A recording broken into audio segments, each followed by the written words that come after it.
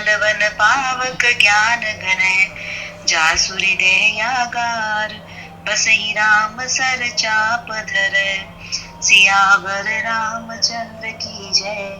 जनक सुता जग जननी जानकी अति सी प्रिय करुणा निधान की ताके जुगपद कमल मनावम जाशु कृपा निर्मल मति पावम पुनि मन वचन करम रघुनायक चरण कमल बंदम सब लायक राजीव नयन धरे धनुषायक भगत रिपति भंजन सुखदायक गिरा अरथ जल बीच समय कैयत भिन्न भिन्न बंधु सीता राम पद जिनहि परम प्रिय खिन्न सियावर रामचंद्र की जय। बंधु नाम राम रघुवर को हेतु प्रशानु भानु हिम कर को विधि हरिहरमय वेद प्राण सो अगुण अनुपम गुण निधान सो महामंत्र जोई जपत महेशु काशी मुकत हेतु उपदेशु महिमा जासु जान गण राहु प्रथम पूजियत नाम प्रभाऊ सिया राम मय सब जग जानी करहु प्रणाम जोरि जुग पानी। जय जय श्री सीताराम। श्री कृष्ण गोविंद हरे मुरारे हे नाथ नारायण वासुदेवा हे नाथ नारायण वासुदेवा हे नाथ नारायण वासुदेवा। गोपाल मेरी ये प्रार्थना है भूलूं नहीं नाम कभी तुम्हारा निष्काम होके मैं दिन रात गाऊं हे नाथ नारायण वासुदेव।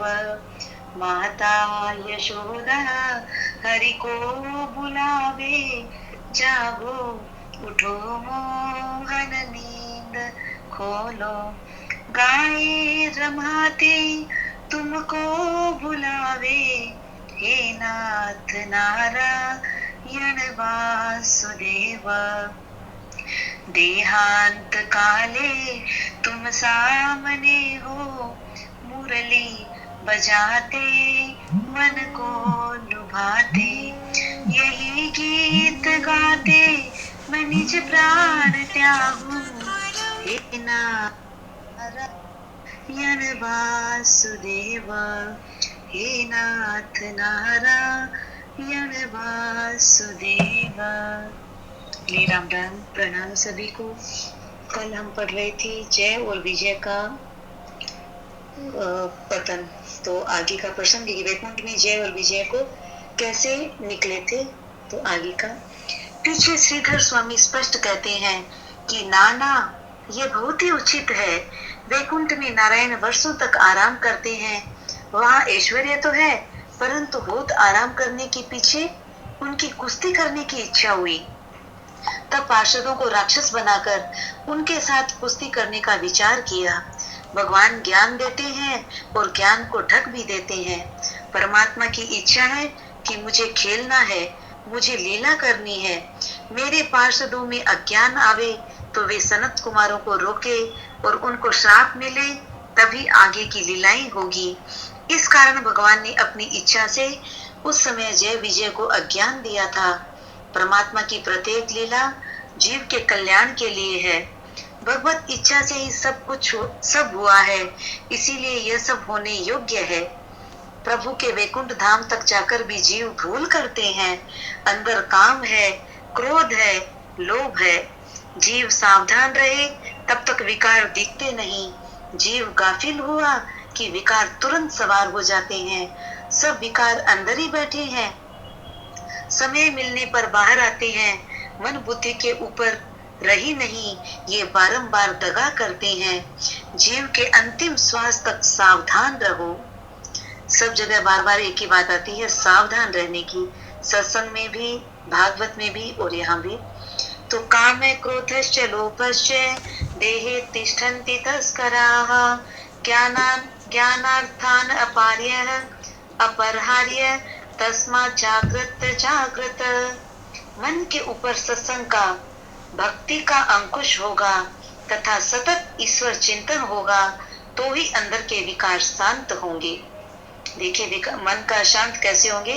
मन के ऊपर सत्संग का, भक्ति का अंकुश होगा तथा सतत ईश्वर चिंतन होगा तो ही अंदर के विकार शांत होंगे।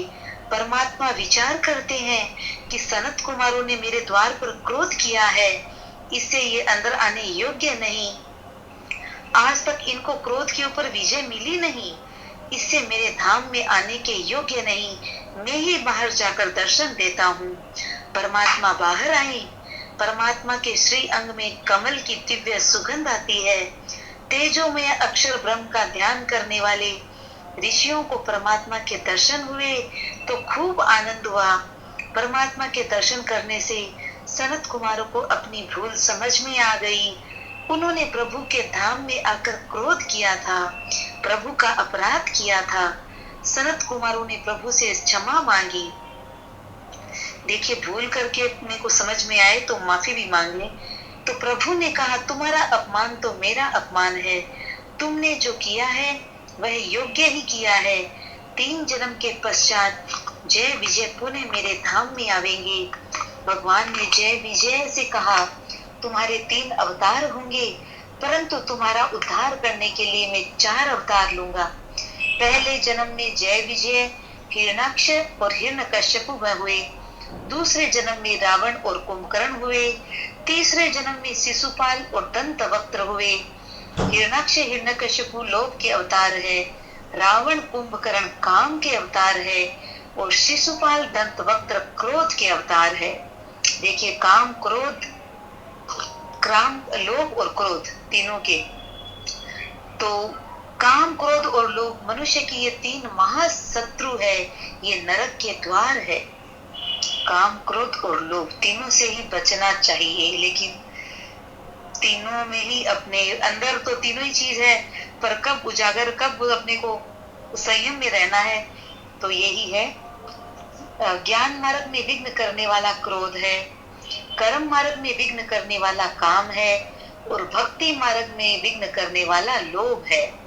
क्रोध से ज्ञान का नाश होता है, काम से कर्म का नाश होता है और लोभ से भक्ति का नाश होता है।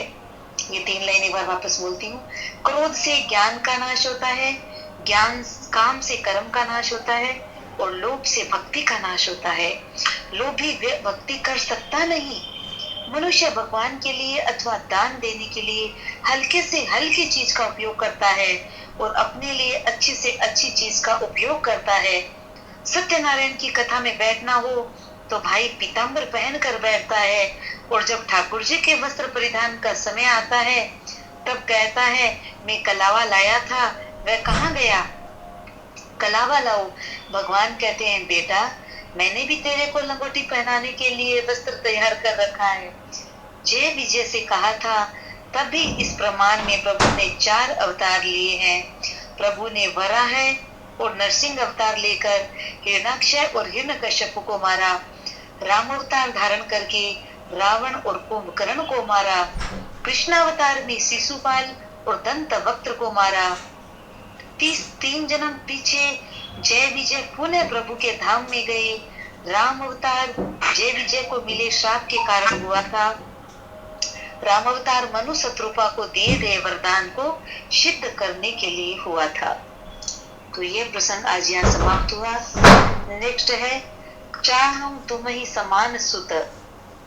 जीवन की उत्तरावस्था में श्री स्वयंभू मनु और रानी शत्रुपा पुत्र को राज्य का भार सौंपकर निमिषारण्य गई। वहां गोमती तट पर निवास किया। वहां के ऋषियों को बताए हुए सब तीर्थों की यात्रा की और उसके बाद ऋषि जीवन अपनाया। वक्कल वस्त्र धारण किए और कंद मूल फल का सेवन किया।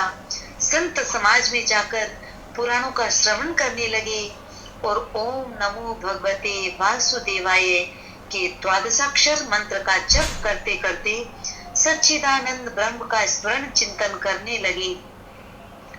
12 मंत्र पुनी जप ही सहित अनुराग, वासुदेव पद पंकरु है, दंपति मन अति लाग सियावर राम। जय जय राम। धीरे धीरे भक्ति बढ़ती गई। फिर तो भगवान के दर्शन के लिए अति कठिन तपस्या का आचरण किया, कंद मूल फल का भी त्याग कर दिया, मात्र जलपान करके भक्ति करने लगे। इस प्रकार 6000 वर्ष बीते। तब उन्होंने जल का भी त्याग कर दिया। जीव जब परमात्मा के लौकिक सुखों का त्याग करता है तभी भगवान को दया आती है। संसार के सब सुखों को भोगे और थोड़ा सेवा स्मरण करे, इससे ठाकुर जी बहुत राजी होते नहीं। परमात्मा के लिए जो सर्व सुखों का त्याग करता है वह परमात्मा को अच्छा लगता है। घर में कोई दुख या बाधा आती है तो लोग नियम रखते हैं कि मैं दूध नहीं पीऊंगा, घी नहीं खाऊंगा। ऐसा नियम स्वार्थ के लिए रखते हैं, परंतु कोई परमात्मा के लिए नियम नहीं रखते कि मुझे राम जी के दर्शन न होए तब तक मैं मिठाई नहीं खाऊंगा, अन्न लूंगा नहीं। मनु दंपति ने तो ईश्वर दर्शन के लिए जल का भी त्याग कर दिया था। इस प्रकार 7000 वर्ष पर्यंत केवल वायु के आधार पर शरीर निर्वाह करते हुए तप चालू रखा। इसके बाद वायु का भी त्याग कर दिया और 10,000 वर्ष तक संपूर्ण रूप में निराहार तप किया। कुल 23,000 वर्ष की उन्होंने तपस्या की। ऐसी तपस्या तो भी अपने खाली पढ़ और सुन सकते हैं। तप जब अधिक बढ़ा तब ब्रह्मादिक देवता बारंबार इनके सन्मुख जाकर इनको वरदान का लालच देने लगे। ऐसा नहीं है कि इंद्रियां और संसार के लालची विघ्न करते हैं, किसी किसी समय स्वर्ग के देवता भी विघ्न करते हैं। इसीलिए तो उपनिषद के आरंभ में शांति पाठ करना पड़ता है। ओम शं नो मित्रः शं वरुणः शं नो भवत्यर्यमा शं नो इंद्रो बृहस्पति शं नो विष्णुरुरुक्रमः। क्योंकि देवता भी परेशान करते हैं, मतलब तो तमेव प्रत्यक्षं ब्रह्मासि तमेव प्रत्यक्ष ब्रह्म वदिष्यामि, ऋतं वदिष्यामि, सत्यं वदिष्यामि, तन्मामभवतु तद्वक्तारमवतु, अवतु माम् अवतु वक्तारम्। ओम शांति शांति शांति। सब देवताओं का वंदन करके प्रार्थना है कि हमारे ध्यान, भक्ति और सत्संग में किसी भी दिन विघ्न न आवे। ये पूजा अपने कोई भी बड़ा काम करते हैं तो शांति पाठ मतलब करते ही हैं। कोई जीव बहुत भक्ति करे तो स्वर्ग के देवताओं को भी सुहाता नहीं। स्वर्ग के देवता ऐसा मानते हैं कि बहुत भक्ति करेगा तो हमारे सिर पर पैर रखकर प्रभु के धाम को आ जाएगा। तुमसे कोई हल्का मनुष्य हो और अधिक कमाई करके बड़ा बंगला खड़ा करे तो तुम्हारा हृदय सिकुड़ता है अथवा जलता है। परंतु मनु महाराज और शत्रुपा लालचों के वश में हुए नहीं, तनिक भी विचलित नहीं हुए। शरीर अस्थि पंजर बन गया, फिर भी स्वयं के व्रत में अचल रहे। तब करुणा निधि परमात्मा ने कृपा करके उनको दर्शन दिया और परमात्मा के दर्शन होने से मनु दंपति देह सुधि भूल गए और भगवान के चरणों में गिर पड़े। प्रभु ने प्रसन्न होकर उनके मस्तक पर हाथ फेरा और वरदान मांगने को कहा। मनु महाराज ने मांगा, दान शिरोमणि कृपा निधि, नाथ कहूं सती भाव, चाहूं तुम ही समान सुत, प्रभु सन कवन दुराऊ सियावर राम। जय जय राम। कृपा निधि, आपसे क्या छिपाऊं, आपके जैसे पुत्र की मेरी इच्छा है। रानी शत्रुपा ने भी यही याचना की। प्रभु ने कहा, मेरे समान दूसरा कौन है? मेरे समान तो मैं ही हूँ। मैं ही तुम्हारे घर पुत्र रूप में अवतार धारण करूंगा। आप सरिस को जो कह जाई, नृप तब तनय होब में आई। मनु शत्रुपा दशरथ कौशल्या के रूप में जन्मे और इनको दिया हुआ वचन सत्य करने के लिए परमात्मा श्री राम रूप में उनके पुत्र होकर अवतरित हुए। भगवान शंकर पार्वती माता से कहते हैं कि प्रभु के अवतार के अनेक कारण हैं, वे एक से एक विचित्र भी है। राम जन्म कर हेतु अनेका, परम चित्र एक ते एका, कल्प कल्प प्रति प्रभु अवतरही, चारु चरित नाना विधि करही। प्रत्येक कल्प में परमात्मा लीला करने के लिए अवतार धारण करते हैं। एक कल्प में ऐसा भी हुआ था कि नारद जी ने क्रोध में आदि नारायण परमात्मा को श्राप दे दिया था और नारद जी के उस श्राप को सत्य करने के लिए प्रभु श्री राम प्रकट हुए थे। ये प्रसंग आइए समाप्त हुआ। आगे है परमात्मा को नारद जी का श्राप। ये सब शिव जी कथा सुना रहे हैं पार्वती जी को। तो पार्वती जी माता को बहुत आश्चर्य हुआ कि नारद जी महाराज तो महान वैष्णव है और वे वैष्णव होकर के ठाकुर जी को श्राप देते हैं। पार्वती जी ने कहा, महाराज ये कथा श्रवण करने की मेरी इच्छा है। नारद जी तो महान वैष्णव है, भक्त है, महान ज्ञानी है, इनको प्रभु पर क्यों क्रोध आया? शिव जी ने कहा, देवी कोई ज्ञानी नहीं, कोई मूर्ख नहीं, राम जी महाराज सबके हृदय में विराजे हैं और वे ही लीला करते हैं। अनेक बार ज्ञानी पुरुष भी मूढ़ बन जाते हैं। ज्ञान मिलना बहुत कठिन नहीं, ज्ञान स्थिर रखना कठिन है। यह मानव शरीर एक घड़ा है, इसमें इंद्रिय रूपी 9 छिद्र है। एक एक छिद्र में से ज्ञान बह जाता है। घड़े में छिद्र हो तो घड़ा रहता नहीं। इंद्रिय रूपी छिद्रों को बंद रखोगे तो ही ज्ञान ठहरेगा। ज्ञान मिलना सरल है परंतु इसको स्थिर रखना कठिन है। जो ज्ञान मिला है उसमें स्थिरता होनी कठिन है। ज्ञान हुए पीछे जब तक वासनाओं का नाश नहीं हो तब तक ज्ञान दृढ़ होता नहीं, और ज्ञान को दृढ़ करने के लिए वासना का नाश करना बहुत आवश्यक है। मन वासनाओं में फंसा हुआ है, विषयों के पीछे भटकता है।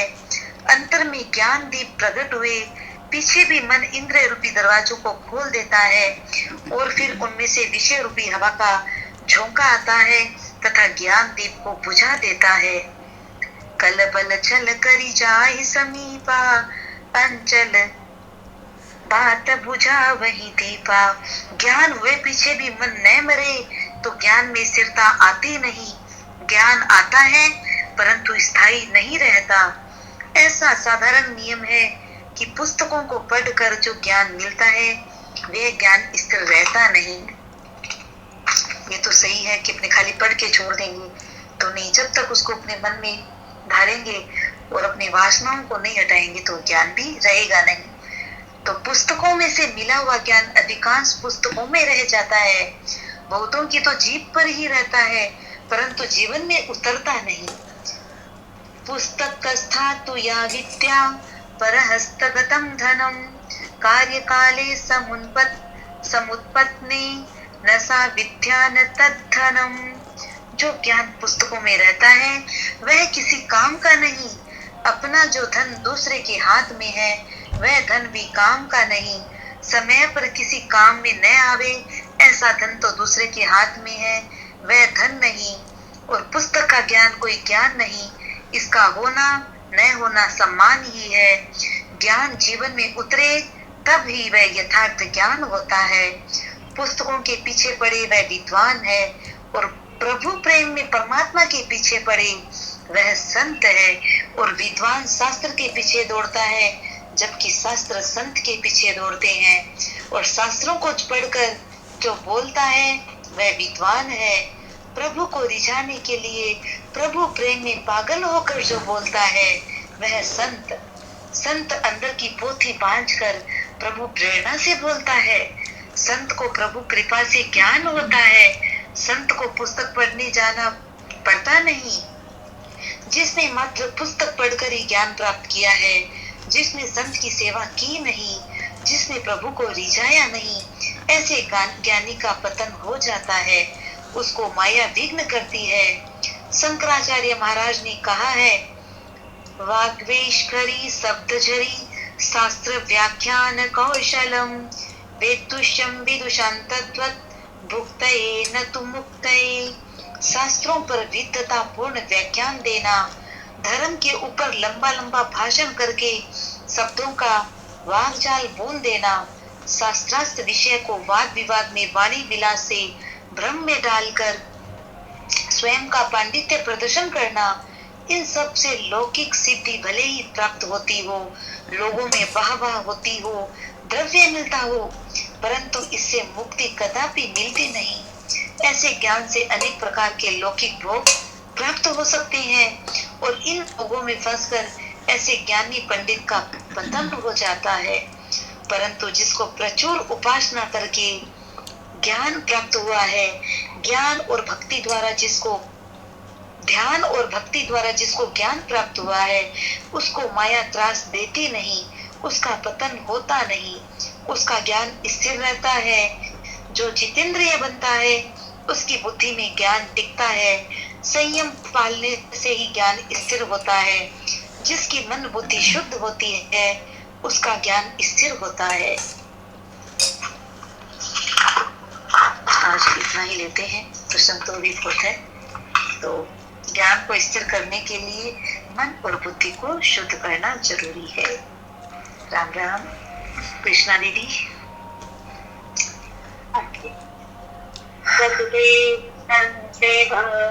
चाणूरमर्दनम् देवकी परमानन्दं कृष्णं वन्दे जगद्गुरुम् अजोऽपि सन्नव्ययात्मा भूतानामीश्वरोऽपि सन् प्रकृतिं स्वामनिष्ठाय सम्भवं यात्ममायया यदा यदा हि धर्मस्य ग्लानिर्भवति भारत अभ्युत्थानमधर्मस्य तदात्मानं सृजाम्यहम् परित्राणाय साधूनां विनाशाय च दुष्कृतां धर्मसंस्थापनार्थाय सम्भवामि युगे युगे जन्म कर्म च मे दिव्यम् एवं यो वेत्ति तत्त्वतः त्यक्त्वा देहं पुनर्जन्म नैति मामेति सोऽर्जुन वीतरागभयक्रोधा मन्मया मामुपाश्रिताः बहवो ज्ञानतपसा पूता मद्भावमागताः। नारद जी की आत्मकथा। नारद जी को पूर्व जन्म के सदगुरुदेव याद आए और सदगुरुदेव के स्मरण से उनकी आंखों में आंसू आ गए। हृदय गदगद हो गया। 2 मिनट तक नारद जी बोल भी न सके। फिर कहने लगे, अपने गुरुदेव का उपकार मैं नहीं भूल सकूंगा। गुरुदेव ने मुझे प्रभु का रंग लगाया। उन्होंने मुझे प्रभु के रास्ते की ओर मोड़ दिया। गुरुदेव ने मेरे विकारों व वासना का नाश किया। मैं तो साधारण दासी पुत्र था। मेरे गुरुदेव ने मुझ पर कृपा की। व्यास महर्षि ने कहा, महाराज अपने पूर्व जन्म की कथा सुनाइए। आपको भक्ति का रंग कैसे लगा? आपके पाप कैसे नष्ट हो गए? मरने के बाद पूर्व जन्म तो याद नहीं आता। अत्यंत विस्मरण को ही मरण कहते हैं। आपको पूर्व जन्म याद आता है, इसका कारण क्या है? पूर्व जन्म के आपके सदगुरुदेव कहाँ हैं? अब नारद जी व्यास महर्षि को पूर्व जन्म की कथा सुनाते हैं।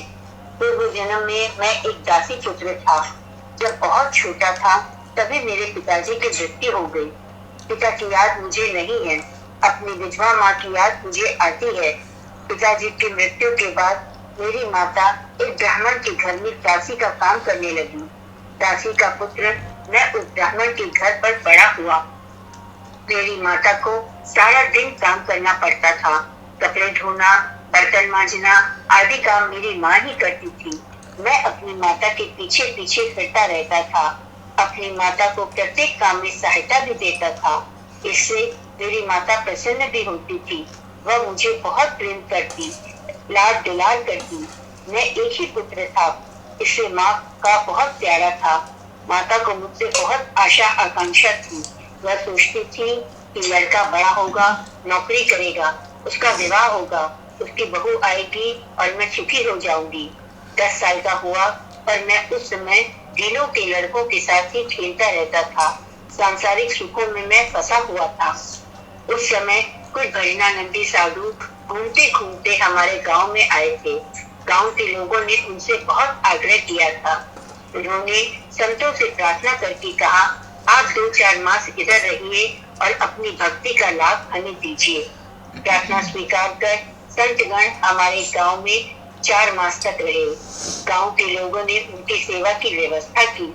मुझे संतों के पास जाने की गृह स्वामी की आज्ञा मिली। मुझे संतों के पास वे ले गए और कहने लगे, यह एक गरीब विधवा का पुत्र है। आपकी सेवा मैं इसे देता हूँ। आपके लिए पुष्प, तुलसी आदि ला दिया करेगा। आप जो करेंगे वही। यह बहुत ही गरीब है। तो इस प्रकार संतों के भोजन के बाद मुझे भी वहाँ प्रसाद मिलने लगा। सच्चे संतों के दर्शन दुर्लभ है। कभी किसी को संत के दर्शन हो भी जाए तो सेवा अति दुर्लभ है। कदाचित किसी भी संतों की सेवा का लाभ भी मिल जाए, पर संपूर्ण श्रद्धा पाना बहुत ही कठिन है। जिसे 24 घंटे संतों की सेवा में रहना पड़ता है, उसे संत के दोष भी दिख पड़ते हैं। निर्दोष तो एकमात्र परमात्मा है, जो मल मूत्र से भरे हुए शरीर में रहता है। वह कोई न कोई भूल तो करता ही है। संत में एकाध दोष होगा, साथ साथ उनमें अनेक सद्गुण भी होंगे। दोष भक्ति से दूर होते हैं। तन और मन मल के आधार पर टिकते हैं। मन अत्यंत शुद्ध हो तभी भगवान में मिल पाता है। मन मैला है, इससे ही शरीर जीवन है। संत में भी एकाध दोष होता है। भगवान के संतों के हाथों से कुछ काम करने की इच्छा होती है। संत पूर्ण निर्दोष होंगे तो कुछ नहीं कर सकेंगे। पूर्ण निर्दोष होकर वे ईश्वर से अलग नहीं रह सकते। जीव मात्र में कोई न कोई दोष होता ही है। 24 घंटे संतों की सेवा में रहने वालों को संतों के दोष भी दिख पड़ते हैं। इससे संतों में उनकी संपूर्ण श्रद्धा नहीं होती है। कदाचित किसी भी संतों में संपूर्ण श्रद्धा भी हो जाए, फिर भी संतों के प्रति जिनकी सच्ची सहृदयता नहीं है, उन पर भक्ति का रंग नहीं चढ़ता। संत विषयानंद नहीं देते, भजनानंद देते हैं। कोई संत जब कृपा करते हैं तभी भक्ति में आनंद आता है। संत संपत्ति देकर सुखी नहीं करते। संत सम्मति देकर बुद्धि सुधार कर सुखी करते हैं। संत विकार वासना का विनाश करके सुखी करते हैं। नारद जी कहते हैं कि बचपन में ही मुझ में 2 सद्गुण थे। बचपन से ही ऐसी आदत पड़ गई कि सुबह 3 साढ़े 3 बजे मैं जाग जाता था। मेरे गुरुदेव 4 बजे जागते थे। मेरे गुरुदेव जाग उठते तब मैं उनको साष्टांग वंदन करता था। गुरुदेव को आनंद होता था। जो सुबह जल्दी उठते हैं वे संतों को प्रिय है। मुझ में एक दूसरा सद्गुण था, मैं बहुत कम बोलता था। जो कम बोलते हैं वे संतों को प्रिय लगते हैं। अधिक बोलना संतों को नहीं भाता है। मैं अपने गुरुदेव के समक्ष हाथ जोड़कर खड़ा रहता था। मुझ में विनय भाव था। दारिद्र्य में एक बड़ा सद्गुण रहता है। दारिद्र्य दैन्य लाता है। मेरे पास एक पैसा भी नहीं है। मैं कुछ पढ़ा लिखा नहीं हूँ। मैं किस बात का अभिमान करूँ? दारिद्र्य से मिले ऐसे भावों के द्वारा अभिमान नष्ट हो जाता है। संपत्ति अपने आप अभिमान भी लाती है। संपत्ति अपने साथ अभिमान भी लाती है। नारद जी फिर कहने लगे, महाराज मैं आपसे क्या कहूँ। एक बार मैं कथा में गया था। वहाँ कथा में मुझे बहुत आनंद आया। मेरे गुरुदेव बहुत सरस कथा कह रहे थे। बड़े बड़े ज्ञानियों को भी वे कथा में मग्न कर रहे थे और मेरे जैसे बच्चे और अज्ञानी हो तो उनका भी वे कल्याण करते थे। बहुत विवेक से, बहुत प्रेम से वे कथा कह रहे थे। सुबह वे उपनिषद की, ब्रह्म ज्ञान की थोड़ी बातें करते और सायंकाल में श्री कृष्ण कथा कहते थे। मेरे गुरुदेव के इष्ट देव थे श्री बाल कृष्ण लाल। गुरुदेव को बाल कृष्ण का स्वरूप बहुत प्रिय था। गुरुदेव जब श्री कृष्ण का स्मरण करते तब उनकी आंखों में आंसू आ जाते, गला भर आता। उनको श्री कृष्ण कथा अति प्रिय थी। गुरुदेव बहुत प्रेम से श्री कृष्ण कथा कहते। मुझे कथा में अति आनंद आता था। श्री कृष्ण की बाल लीला में प्रेम बढ़ता था। कथा चल रही थी। मधुमंगल, मनसुखा सब 3 ग्वालों के बालक थे। ये पढ़े लिखे नहीं थे। इन बालकों के घर में संपत्ति नहीं है, पर लाला को वे बहुत प्रिय हैं। लाला गरीब ग्वालों से बहुत प्रेम करता है। वह कहता है, मैं बहुत लोगों के समान ही, मैं तुम लोगों के समान ही ग्वाला हूँ। मैं देव नहीं हूँ, ईश्वर नहीं हूँ। यहाँ कोई महान नहीं है, बड़ा नहीं है। मैं इस प्रकार लाला ग्वाल मित्रों से बहुत प्रेम करता है। मनसुखा बहुत दुबला पतला है। उसके शरीर की हड्डियां दिख पड़ती थी। लाला ने मनसुखा के कंधे पर हाथ रखकर कहा, तुम मेरे मित्र हो कि नहीं? मनसुखा ने स्वीकृति में सिर हिलाया। लाला ने कहा, तब ऐसा पतला मित्र मुझे पसंद नहीं है। मेरे मित्र को मेरे समान मोटा ताजा होना चाहिए। तुम मेरे जैसे हो जाओ। जीव ईश्वर की अनादि काल से मैत्री है। ईश्वर चाहता है कि सब मेरे समान हो जाए। श्री कृष्ण की बात सुनकर मनसुखा रोने लगा। उसने कन्हैया से कहा, तुम तो राजा की लड़की हो। तुम्हारी माँ तुम्हें रोज माखन मलाई खिलाती होगी, इससे तुम मोटे हो गए हो। मैंने कभी माखन नहीं खाया है, मेरी माँ मुझे दूध भी नहीं देती, मैं बहुत गरीब हूँ, इससे मेरी माँ मुझे छाछ देती है। लाला, मेरे जैसे गरीब को कौन माखन खिलाएगा? मुझे कोई माखन खिलाए तो मैं भी मोटा हो सकता हूँ। मनसुखा की बात लाला ने ध्यान में रख ली। लाला मनसुखा को समझा रहा है, तुम रोना नहीं, कल से मैं तुम्हें रोज माखन खिलाऊंगा। लोग भले ही मुझे माखन चोर कहे। लोग लाला को माखन चोर कहते हैं। लाला ने माखन की चोरी तो की, पर सब माखन मित्रों को खिला दिया। मित्रों के लिए वह माखन चोर बना। आपको कोई माखन चोर कहे तो क्या वह आपको पसंद होगा? लाला को लोग माखन चोर कहकर पुकारते हैं, पर लाला को बुरा नहीं लगता। वे मित्रों के लिए ही माखन चोर कहलाए। लाला की भावना थी कि मेरे सब मित्र मेरे जैसे मोटे ताजे हृष्ट पुष्ट बन जाएं। नारद जी व्यास महर्षि से कहते हैं, मेरे गुरुदेव ने लाला का ऐसा वर्णन किया है। मैं बालक था, मेरे मन पर इसका बहुत प्रभाव पड़ा। मुझे कथा में अतिशय आनंद आ रहा था। परमात्मा बालकों से प्रेम करते हैं। प्रभु के दरबार में बालक को तुरंत प्रवेश मिलता है। जिसका हृदय बालक के समान निर्दोष निर्विकार है, परमात्मा को बहुत प्रिय है। गुरुदेव इस तरह कथा करते थे। मुझे कथा में ऐसा आनंद आने लगा कि मेरे खेल कूद सब बंद हो गए। इसके बाद मैं कभी खेलने नहीं गया। कथा में बहुत आनंद आने लगा। श्री कृष्ण कथा ऐसी मधुर है, बालकों को आनंद आता है, युवकों को आनंद आता है, साधु संतों को आनंद आता है, नास्तिकों को भी आनंद आता है। नास्तिक कथा सुनता है तो उसमें भी श्री कृष्ण प्रेम जागता है। मैं रोज कथा में जाने लगा। कभी कभी गुरुदेव मुझे देखते, संतों की आंखों में सदैव प्रेम भरा रहता है। संत जिसे प्रेम से देखते हैं, जिसे प्रेम से स्पर्श करते हैं, उसका कल्याण होता है। श्री गौरांग महाप्रभु के चरित्र का एक प्रसंग है। एक काजी था, वैष्णव भक्त कीर्तन करते, तब वह उसे नापसंद करता था। वह चाबुक से भक्तों को मारता था। श्री महाप्रभु जी ने यह बात सुनी। महाप्रभु जी ने निश्चय किया, जो मेरे वैष्णव को मारता है उसके आंगन में जाकर ही आज कीर्तन करूंगा। वैष्णवों ने मना किया, कहा कि वह जीव योग्य नहीं है, वह आपका अपमान करेगा। पर महाप्रभु जी ने तो हरे कृष्ण कृष्ण कृष्ण हरे हरे कीर्तन करते करते काजी के आंगन में जा पहुंचे।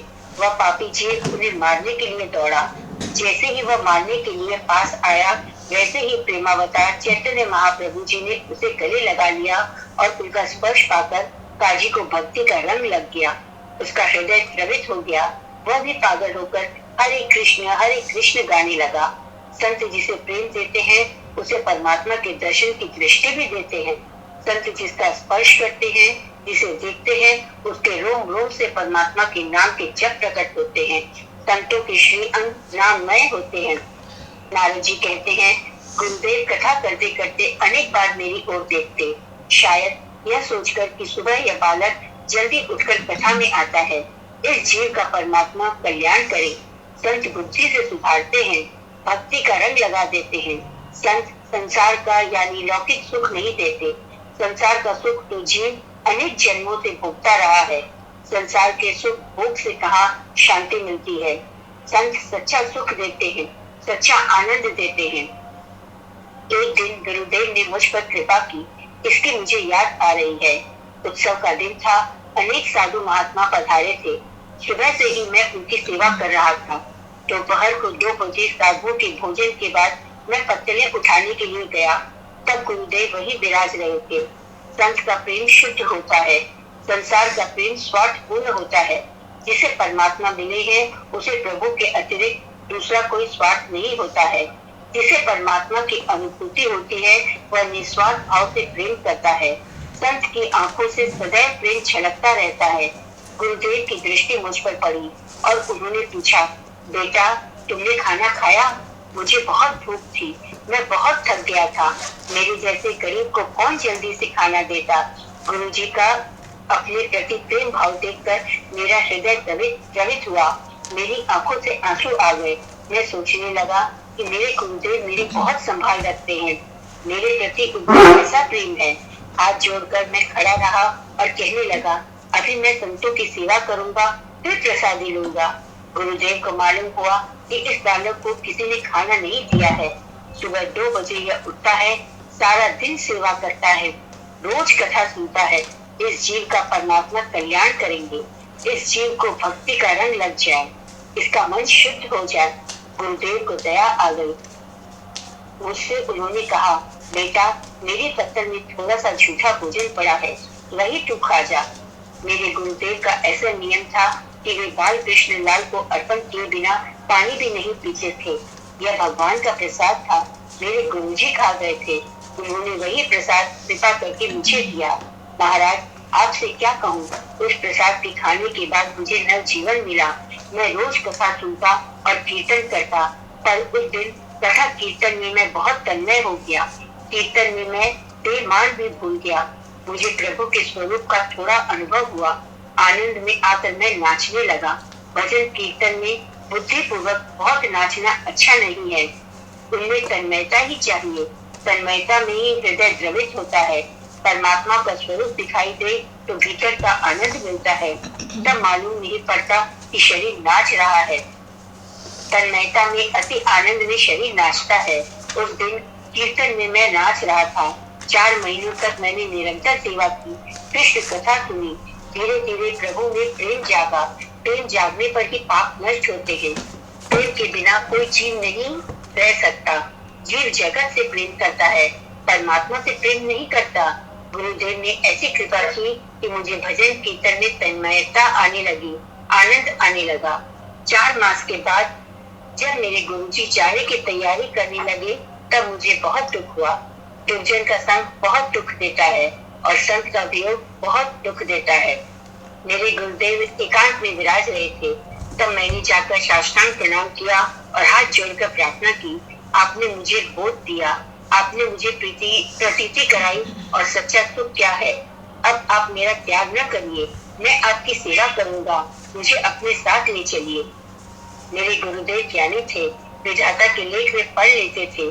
मुझे सामने देखकर उन्होंने मुझसे कहा, बेटा हम तो ले जाएं, हमें क्या हर्ज, पर तुम्हारी माता बहुत दुखी हो जाएगी। बेटा हमें ऐसा दिख रहा है कि अपनी माता के ऋणानुबंधित पुत्र तुम हो। माता का ऋण तुम पर है, तुम उनके एकमात्र पुत्र हो। तुम माता की सेवा करो। माता की सेवा भगवान की भक्ति ही है। तुम्हें घर में रहकर भक्ति करनी चाहिए। मैंने गुरुदेव से हाथ जोड़कर प्रार्थना की कि आपने कथा में एक बार कहा था कि आत्मा का संबंध परमात्मा के साथ है, देह का संबंध माता पिता भाई बहन के साथ है। देह धर्म के आत्म धर्म श्रेष्ठ है, जीव ईश्वर का अंश है।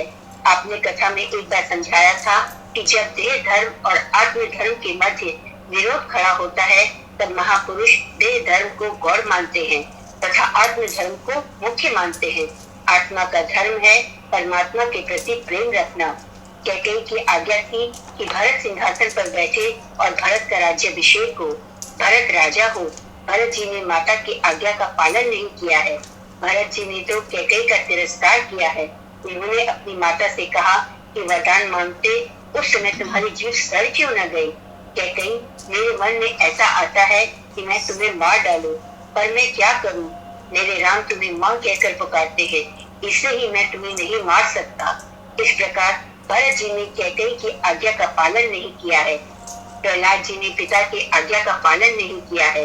हिरण्यकशिपु का दुराग्रह था कि प्रहलाद भगवान की भक्ति नहीं करेगा।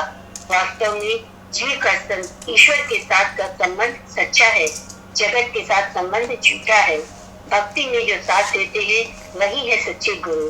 प्रेम से समझाकर पाप करते हुए रोकते हैं। प्रभु की ओर जो मोड़ देते हैं सच्चे गुरु।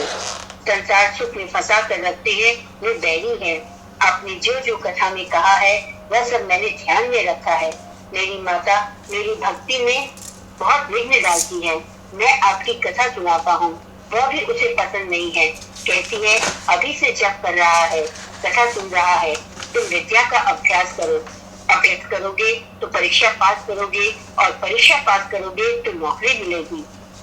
नौकरी मिलेगी तो बहू आएगी, संतान होगी, इसमें ही मजा है।